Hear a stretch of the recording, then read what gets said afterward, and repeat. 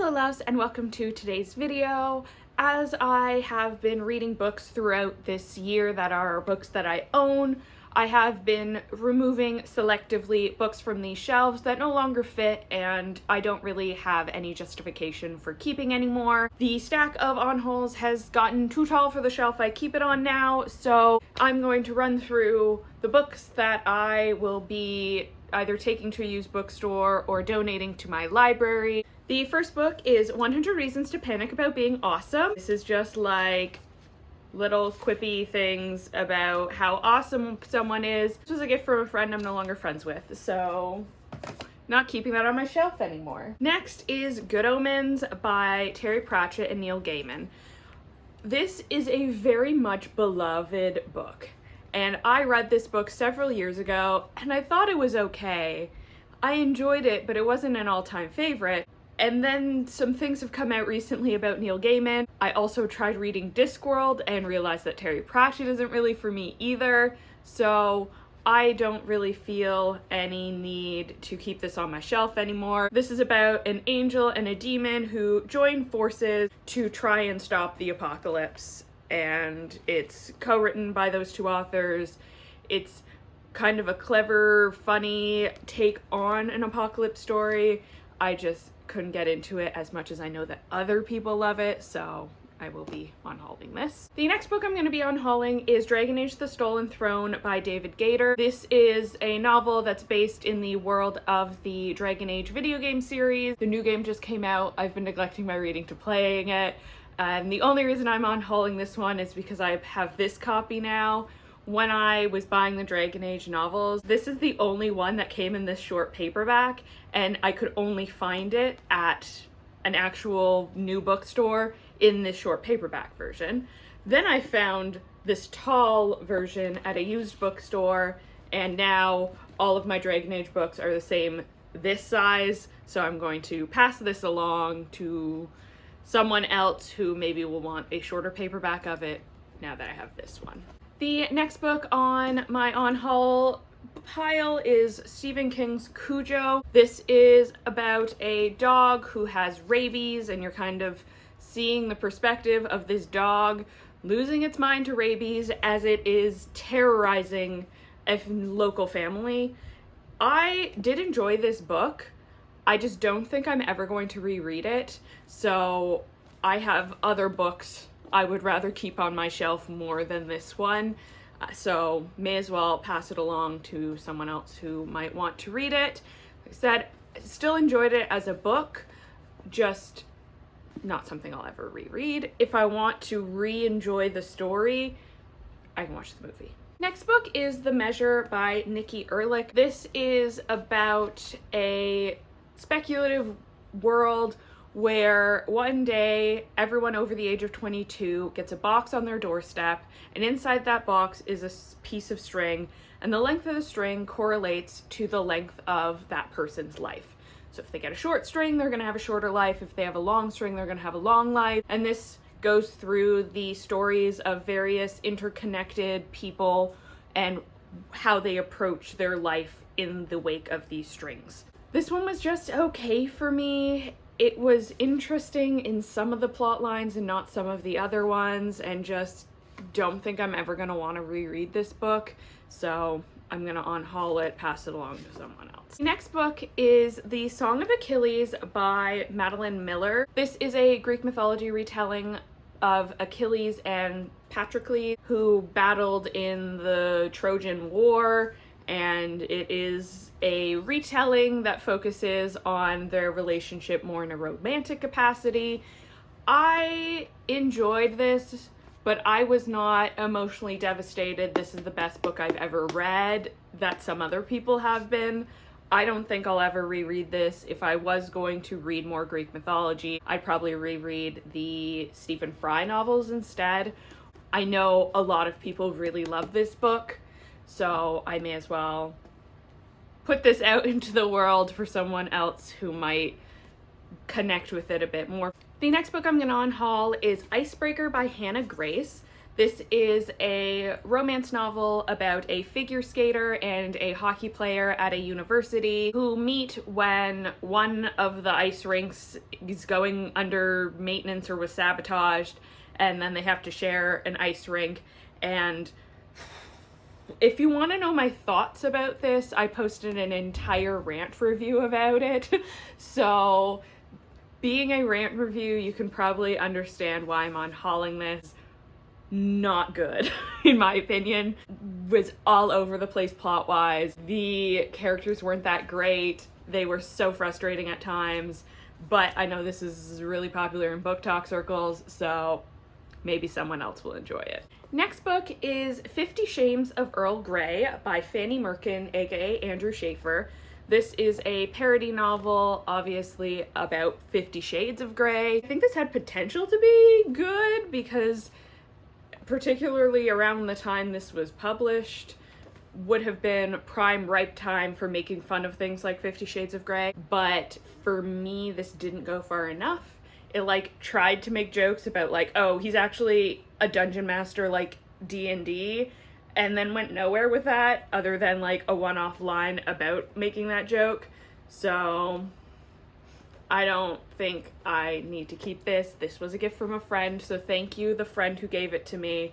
I'm just not going to keep it on my shelves because I have very little precious shelf space. Next book is Everything the Darkness Eats by Eric LaRocca. This is, I think, Eric LaRocca's first actual novel, not series of short stories or novellas. This is about a small town that has been taken over by like a cult, and then there's also the different perspectives of people living in this town and the type of discrimination they face, which is typical for small town, you know, racism, sexism, homophobia, things like that. I read this last year on New Year's Eve, part of that vlog, so if you want full thoughts on that, that video's out there, but I don't think this was very good in my opinion.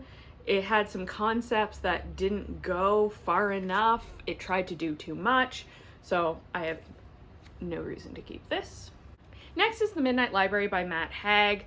This is about a woman who's contemplating suicide, and then she finds herself in the Midnight Library, and the Midnight Library lets her live any life that she could possibly think of to fix mistakes that she thinks she has made in her life.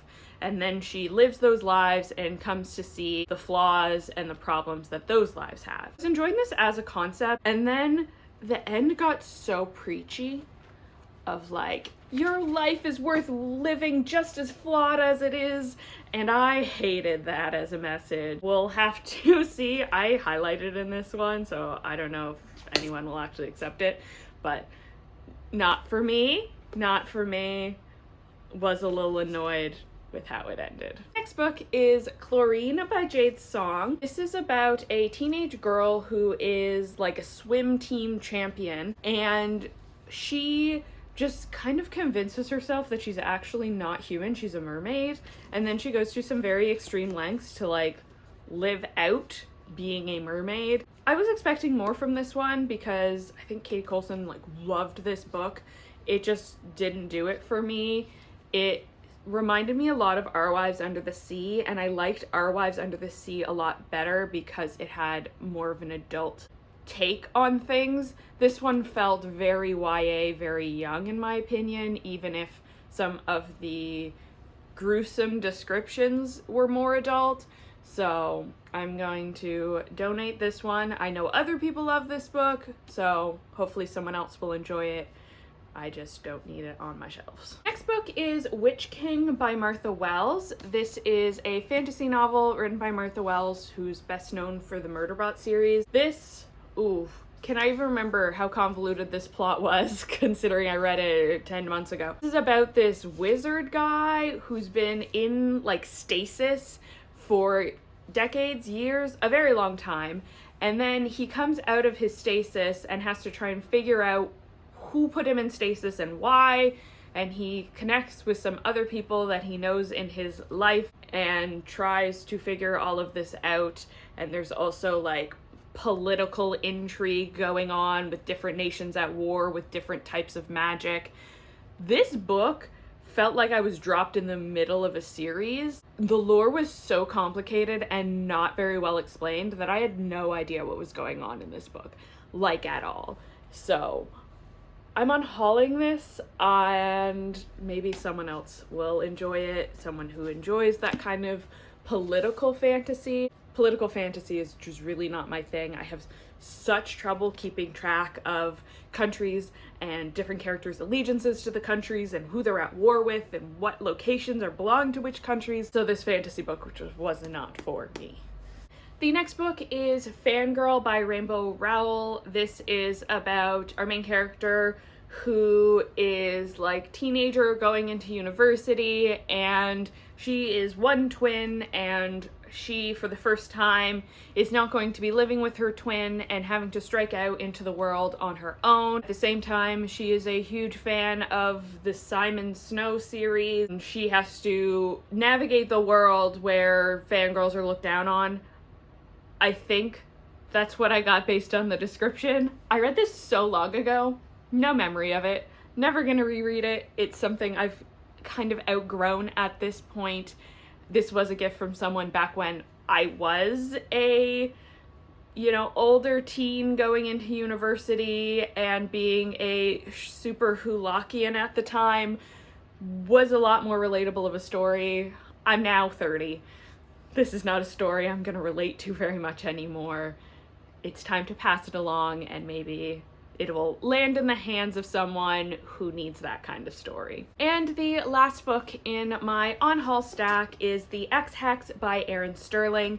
This is a fantasy romance about this town where witches live, and our main character had a terrible breakup back in university and basically curses the guy. If he ever darkens her doorstep again, he'll never give a woman pleasure and his hair will fall out and all this stuff. 10 years later, the guy shows up again, and while her specific curses don't come true, he does very much end up being cursed, but she falls back in love with him, and so they have to try and fix the curse. This is the first book in a series. I bought this book as a physical copy because it was a book club pick, and I couldn't get it from the library in time. Getting it physically was my only option to be able to read it in time for book club. Probably wouldn't have bought this otherwise because it's not really my thing. It was all right, but I don't want to keep this because it's going to make my little brain want to also buy the sequels to it, and I didn't like those enough to want to buy them. So I know the third one, I think also final one in this series, just came out. Putting this in a used bookstore, maybe someone will enjoy it, want to pick up the rest of the series, but for me, I don't see a need to keep this on my shelf, and I don't want to have to buy the other ones, which my brain will try and justify doing if I try to keep it. So those are all of the books that I am planning to unhaul this year.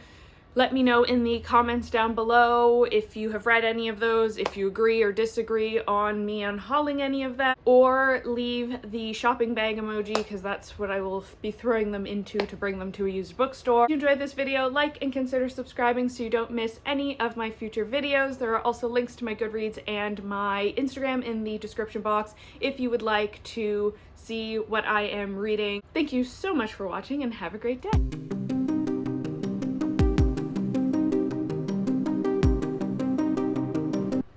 What is that? It's like salt and vinegar chip on it. Oops.